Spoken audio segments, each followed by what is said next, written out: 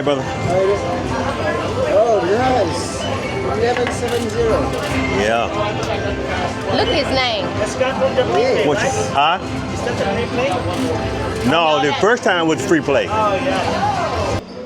Hey everybody, my name is G Brown, G Brown the Lifestyle Changer, and I'm Frederick Brown, the husband. okay, so we are what? Traveling to retire. Listen, why are we on this ship? Why do you have me on this ship? I have not been on a ship this size and I don't know how long. Why are we on here? Well, we thought that we would take the advantage of some casino offers. Okay, tell me what you did. So this is a free cruise for us. Oh, well, no more complaining from me. No, none whatsoever. So in an effort, in our quest to retire on a cruise ship, we thought that we would this year try to cruise at least 6 months out of the year, right? So a total of at least 180 days or so, this year. Right now we have 25 cruises booked. We have 25 cruises booked. Two we've already for this year. Two we've already taken, and we still have two more to book. Two more of our prime sailings that we should be getting mid-April, I think. So that'll make 27 for this year. So we're still a little shy of our target of 6 months, but we're getting there. As a matter of fact, I think that we are probably hit 30 plus cruises this year. Yes. And although we've only done two, and right now we're on a back to back. Now let's read it. Let me define back to back to you guys, right? Typically, you might think of back to back as being cruising or sailing on a ship, and then once it disembarks, you re-embark or you embark back on that same ship. And we have some of those. As a matter of fact, we have a back to back to back like that. Now we also have a situation where we'll jump off one ship in one port, Tampa, and we'll drive over to Fort Lauderdale, get on another ship. Get on the next ship. Get off that one, drive back to Tampa, get on another ship. So and some of this back and forth had to do with us really trying to stay on Royal right now. And so we really haven't tried to mix in any other cruise ships at this point to cut back somewhat on that. Cruise lines or ships? Cruise lines. Okay. To cut back on some of this back and forth travel at this moment, because we are also trying to go ahead and reach that final tier in Royal Pinnacle. Yeah, so we got a goal, a target of trying to get it within the next 2 years max, and so it's going to take really, just being dedicated to Royal and putting our time there. So that's what we try to do. So you're gonna show the people tonight. What are we gonna show the people tonight? The reason why we are on the ship. So what happened before we left home? What's the plan, sir? We just gonna tell you a little bit right now. What's the plan? Well, okay. So right now this is 1st of March. So the Casino Royale, which is the casino part of Royal Caribbean, fiscal year begins April 1st through March 31st of the following year. Right, so we're approaching March 31st, the end of 2024's fiscal year. Yep. And we both have already reached prime. And we'll talk a little bit about that later. We both have reached prime, and we're not really close enough to the next tier, which would be signature, to really devote a lot of time and money and effort right now to get that. So we're gonna start that in April. And devote our time and efforts to make signature. At least one of us get signature by next year, right in the next fiscal year. And because of that, we still want to gamble, because if you don't gamble, your offers depend on what you did the last time you won a cruise. So if you don't do anything, you're not gonna really get any offers. So we still need to do something, but Whether you win, lose, Yeah, the thing is to play. Yeah, we still need to play. We're going to do that, but this time our focus is going to be on actually winning money. My focus hasn't really been on winning money. The focus has been on winning free cruises and spending the bare minimum of my money to win those free cruises, right? So if I got to spend the cost of a cruise, and it's kind of a moot point. So now, since we're so close to the end of the fiscal year, and I'm not close enough to really make a difference or reach that next tier, my efforts this time will be to actually win money. And what does that mean? What does that look like?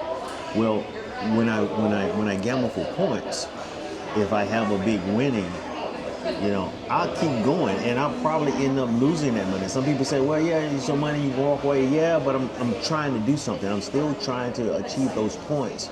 And the money that I'm sacrificing would be, I don't consider it to be money that I brought from home. Right. You didn't earn it, you won it. And I won it, right. So I'm sacrificing that money for the points. But on this cruise, if that happens, if I have a big winning, I'm walking away with a big winning, right? Because points doesn't really matter at this point, right? Because any points that I get is not going to make a difference in my tier stats at the end of this fiscal year. So one of the things that we discussed that you were going to do a little differently is on this cruise, he's going to show you just what it's like. So a lot of times people, they want to know. Because in the beginning, we thought when somebody said they, for lack of a better word, I don't like to say won a cruise. I like to say earned it. Because it was your time in that chair, you willing to give back any earnings that you made. So I feel that you've earned it. And people really want to know, like, how much did you spend? How long did it last? That's what he's going to do tonight. Yeah. The thing is, generally, my rule of thumb has been to budget at least $200 a day. So we're on a 7-night cruise, so my budget would be $1,400. But I'm not sacrificing $1,400 this time because of what I just said previously, right? I'm not playing for points. So I'm not gonna budget $700. It'll be $1,400. So it will be $700. Which is kind of what we thought about. We're just going to kind of cut it in half. So it'll be $700. I looked at the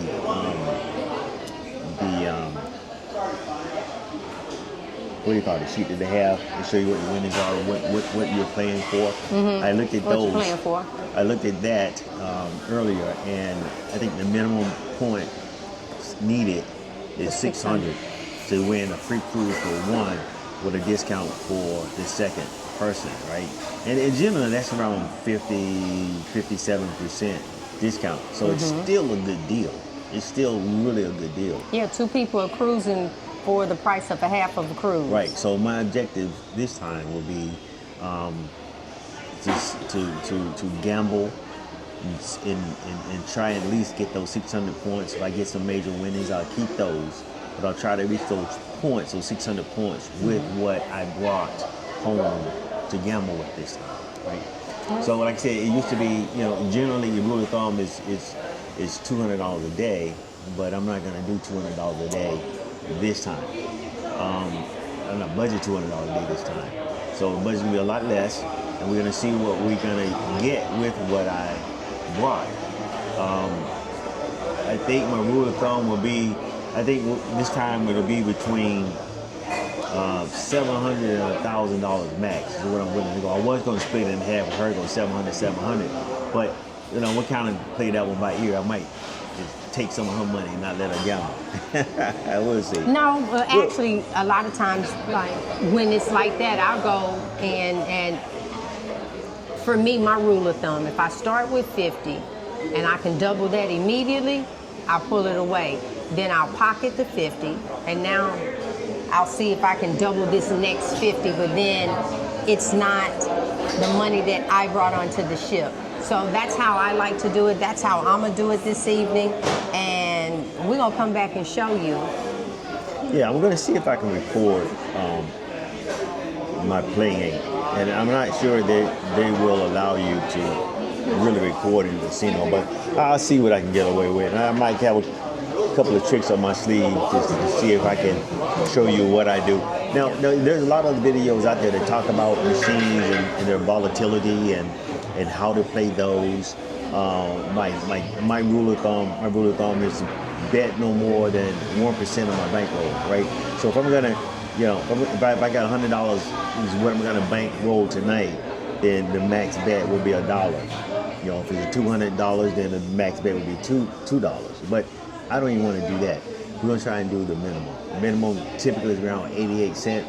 Oh, I saw a 50-cent one. So a 50-cent one, yeah. I'll that'll be me. Those. He can 88. But that's what we try to do to build a bankroll and to spend some time in the chair. Now here's the thing. I've seen guys talk about building bankrolls and talk about volatility. But the thing is, some machines are, even though they might be deemed as less volatile, their frequency of payout isn't frequent enough for me, right? So kind of what I look for is, even on some of those medium type volatility machines, they have a consistent payout, right? If I spend 10 times and I get nothing, I'm liable to walk away from that machine, right? I need to get something back. And it's something that I get may not necessarily be greater than what the bet was, but I need to, we need to be working together, right? On these machines. You scratch my back, I scratch yours. Right. So that's kind of what I look for also. With some of those paybacks, even those line payouts, to be close to my bet or a little bit more than my bet. And that's how I can sustain my bankroll. That's how I can keep going. That's how I can accumulate these points. But if they're taking my money, if I got $100, the most I could get, the most points I can get from $100 would be 20. That is about nothing out of it, right? If I spend a point for every $5 you spend, so that's 20 points. I mean, I could cycle through $100 in a couple of minutes and only get 20 points. That's no good. So the machine has to be paying me something back, right? Has to be paying me something back, and I can keep recycling that through the machine. So that's the objective. That's what we try to do. And some days are better than others. Some machines are better than others. This. It's called gambling. It is. It's a risk. That's the part that there's no scientific method to it, but I can tell you it's a scientific method on you. For the sounds that you hear, the excitement, you have some people say the machine pays out when you turn the volume up. No, that volume gets you excited. You keep putting more money in there and thought it gave a payout. Yeah, it's all random. It's so random, okay? But what is consistent is them showing you something on there, like a grand prize will show up and you like, oh, it's a grand prize in here. That's to keep you going. So visual stimulation. There you are. If you do have a gambling problem, I don't recommend this at all. Please, not in this day and time. Now, things that you can do to help is you can put a little lock on your card, and you might get the little bug, the little fever one night. It don't matter. You won't be able to play. They can fix that for you if you have a problem. But I need to say this again. This is gambling. There's no sure way. There's no such thing as I walked by that machine and it was calling my name and I hit. Good. That's lucky. What was getting ready to happen. It was luck. Yeah, it was nothing. Right. There was no magnetism in you that drew that. Yeah, no. The only skill that you really need to possess is knowing when to walk away. That's it. Right, and not chasing it. That's it. That's what you have to have. That is you got to know when to walk away. You gotta. I like to hear. I think it's Slot Cowboy or Cowboy Slots. I think I watch on YouTube sometimes. He talks about this. He talks about an evaluation point. You got to have an evaluation point, a set point where you look at and evaluate where you are. Evaluate where you need to stop, You need to have your cutoff points, whether it's the high cutoff points, you know, if you double your money, that might be your cutoff point, or if you you cut it in half, that might be your cutoff point. You got to have some sort of cutoff point, and you got to constantly stick with it. Yeah, you got to constantly evaluate and reevaluate, reassess your situation. If you got a big winning, you reassess your situation. You know, do I continue or do I play down, you know, X amount? Those are the kinds of conversations you have to have with yourself, and you have to be disciplined enough. And if you do that, then, you know, there's no guarantee that you'll win, but at least you can somewhat manage to some degree how much you actually lose. That's it. Right? So that's what it's all about. It is, and have fun. Now take a look. Check them out. Check them out. Check them out. It is a pretty floor. Come on. You know, I'm really a little irritated right now. Okay, y'all. I just want to give you an update. I know earlier I said that we were going to do a live recording or try to do a live recording when I got to the casino. Unfortunately, we kind of got the time screwed up when the casino would open, and we thought it would open a little later than it actually did, and we were having the equipment being charged. So, you know, the plan was to come back to the room and get the equipment. Well, we didn't do that. We ended up just checking in the casino, and it was open, you know. And so I'm like, hey, what the heck? Let's go ahead and, you know, let me just try something. I went next to a machine. I can't remember the name of the machine. I'll go and get that name for you. But anyway, it turns out I had $100 free play for this cruise. That's pretty good. Yeah. And I said, what the heck? Let me just go ahead and try that. And I put the $100 free play in, y'all. It wasn't but a couple of spins and won like $184. Okay, cashed it out. And I still had some more free play. So I kept playing, and all of a sudden I won another I think it might have been $200-something, $280, I think it was. I don't know, but show me what's in your hand. Hold on. I don't want another $280, right? I said, oh man. So I cashed it out. And then I said, wait a minute now. I'm still operating on free play. I haven't even put any money in the machine yet. None of my money yet. And so I said, well, let me go ahead and since my free play was over, I had spent that money. I said, okay, let me put $100 of my money in that, you know, I had intended on spending anyway. I put that in, boom, I had another $329, right? So I'm like, oh snap, cash out. And when all this time we were looking and looking at each other, we recording that it is, right? And it was going off, y'all. I can tell you, I done walked away now and I got $600 cash in my hands right now. So it was really a lucky night. I'm not even done. We weren't even in there 20 minutes, I know. Now, does this happen often? Oh no, absolutely not. I was extremely lucky, but I wanted to share that with you. And as I said earlier, tonight or this trip is not about the points. It's about the cash, right? So, and therefore I cashed the tickets out and I got the cash, right? So now what I'm about to do is got my equipment. I'm going to actually go back to the casino, and I had, you know, allocated or dedicated $200. So I'm going to take my $200 and go back to the casino and see, you know, if I can even add to this. And so I'll let you guys see you in a little bit. Damn. Let me go cash this shit in. Hold on, because I still got somebody coming in. I got 100. They can't wait for you to get up. I got $100 in my pocket that I brought in here to spend. I'm gonna cash this. You got to go at this time? Yes.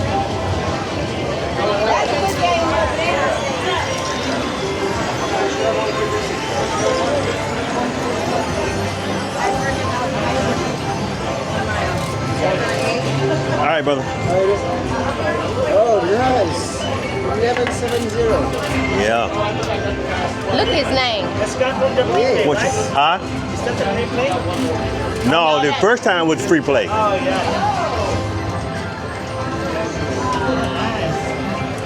Yeah. So I ain't always just lucky.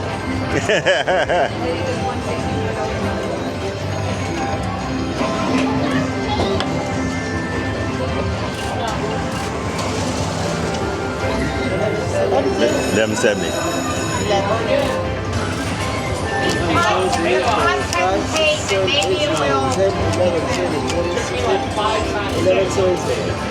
Thank you.